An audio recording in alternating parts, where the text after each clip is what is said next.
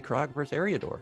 Yeah, that's right. We get another chance to watch a random player, Eriador. I love the variety. We get a chance to see all of our players, and then just to make the Liquipedia guys' job harder, we have to add a column for random. Although I think they still put him in the Zerg column, if I'm not... Yeah, they put Eriador in the Zerg column. What a cop-out, okay? Come on, Liquipedia. If we are going to have a random player, you got to add a column for random. You can't just put him in the Zerg column.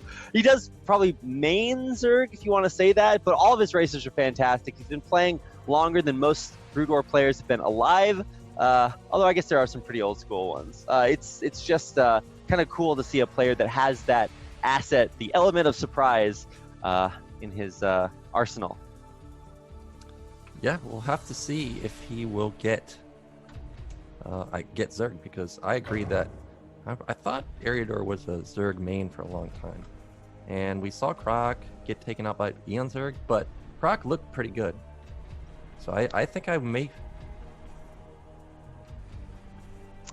Oh, okay, so I believe he race picks, so it's not completely random. Oh, dirty. How dare you?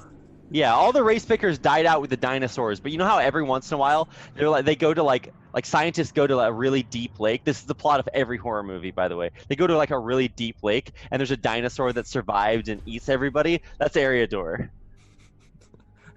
The last of the race pickers.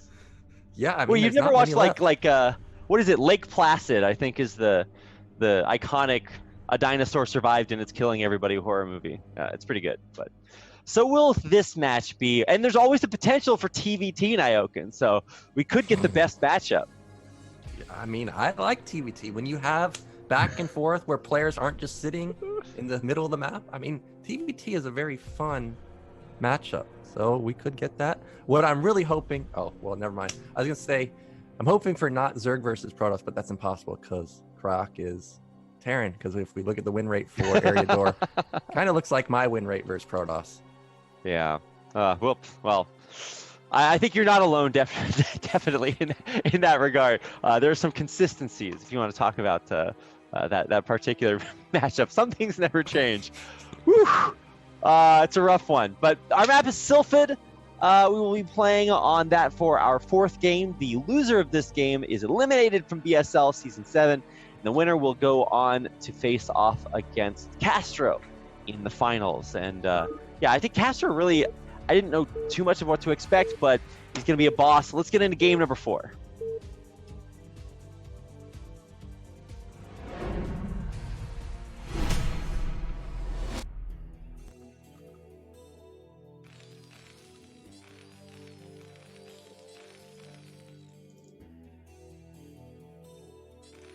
All right, in the 12 o'clock location on the map Sylphid in the teal is our German Terran player Cryoc.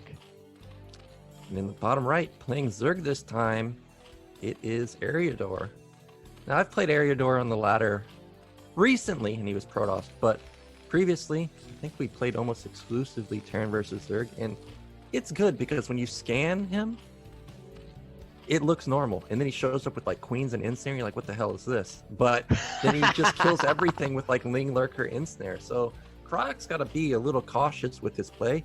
If I was to kind of guess on how Cryoc should come into this match, I would like to see what he just did with the 2 racks, play the 4 or 3 or 4 racks tech play, because that kind of is a catch-all build. It's not like you're being super aggressive with 5 racks. You're not going to suicide mass Marines with no tech into Lurkers, so I would like to see that.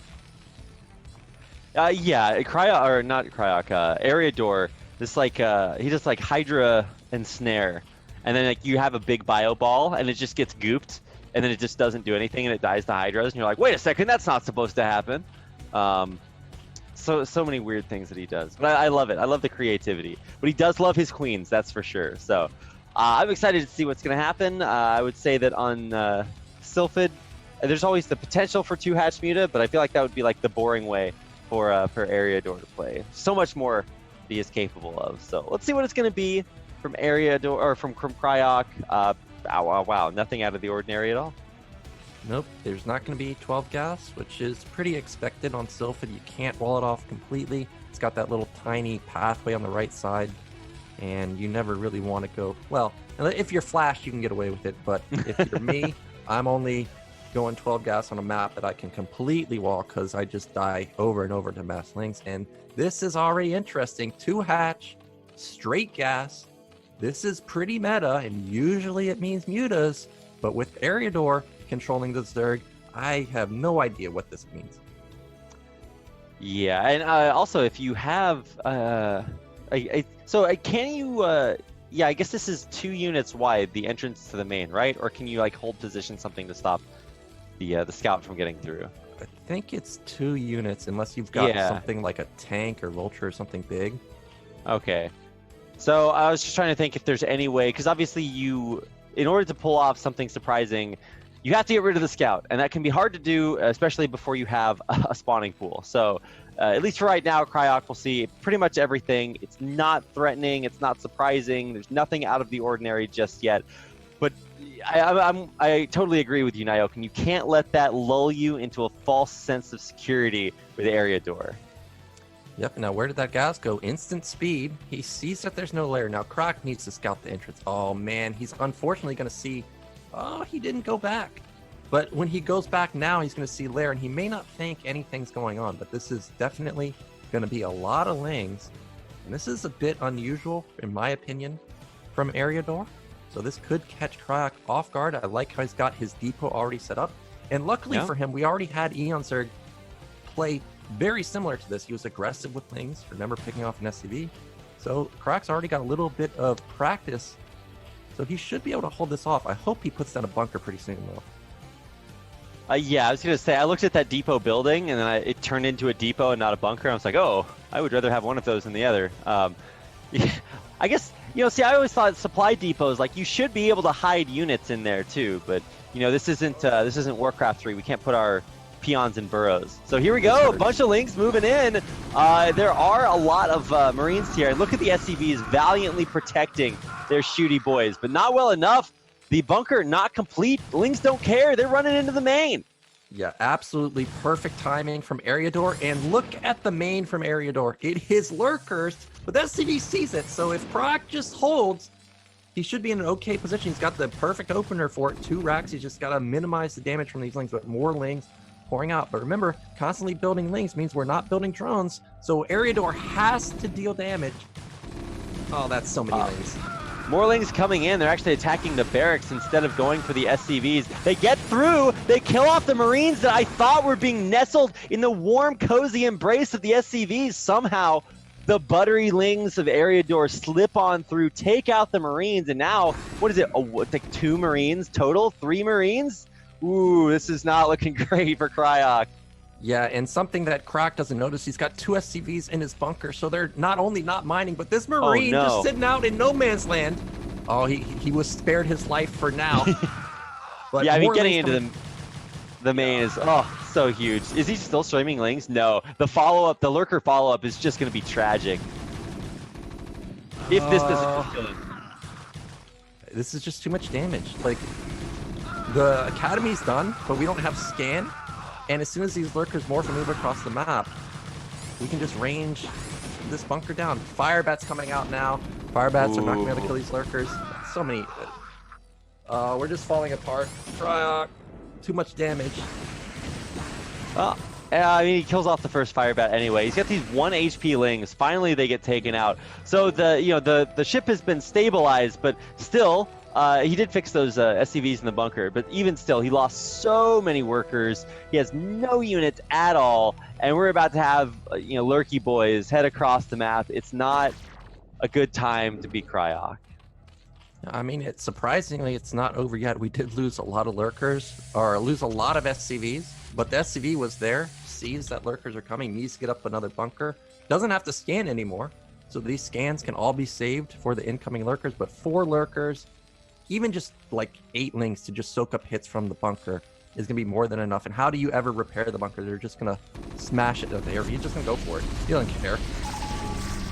Yeah, he just doesn't care. Running right up. I mean, okay, cool. You can stim your 4 units. Awesome. Yeah, Lurker Spines are going to destroy this bunker. Easy peasy. At least he could target down the SCVs. But even still, it's just totally out of there. There are 3 Terran aggressive. Actually, there's 1 attacking Terran unit. So I don't know how that's going to work out for Cryoc.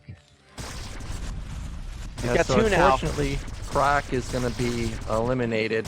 Just the Ling all in really caught him off guard. Yeah. And now 4 lurkers. That's it. There's just no way. You don't want to have scan anymore. No turrets. It's going to be GG any moment. Yeah. Oh man, this is so tragic. I feel like if he had built like maybe bunker first instead of that depot, then obviously there's a much greater chance to hold on. But Eriador, man, you really have to give it to this guy. He hit it the perfect timing to exploit that weakness. That's pretty impressive. And I definitely think Eriador is playing very well enough to move on to the final qualifying match of the night, or of the group. Yeah, it really was perfect because he moved in right when speed hit, but it wasn't just that. The bunker was at like 250 health out of 350, so it wasn't completed yet, and he knew it wasn't completed because he had the Overlord overlooking the ledge, so he saw what was there and just struck exactly when he needed to. So unfortunate for Cryoc.